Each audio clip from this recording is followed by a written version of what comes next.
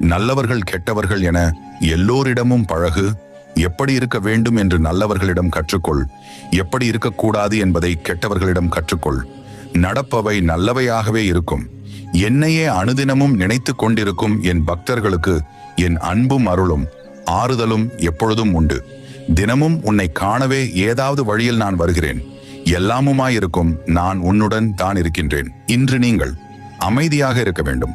ஏன் என்றால் நீங்கள் விளையாட்டாக சொல்லும் ஒரு சொல் கூட இன்று பெரிய பிரச்சனைகளுக்கு அடித்தளமாக இருக்க நேரிடும். அதனால் எங்கும் எதிலும் இன்று கவனம் வேண்டும். யோசிக்காமல் பேசி பிரச்சனைகளில் மாட்டிக்கொள்ளதே. இலக்கு வலிமையாக இருக்கும்போது மனம் எளிதாக திசை மாறாது. தைரியமாக முயற்சி செய், அனைத்தும் வெற்றியே.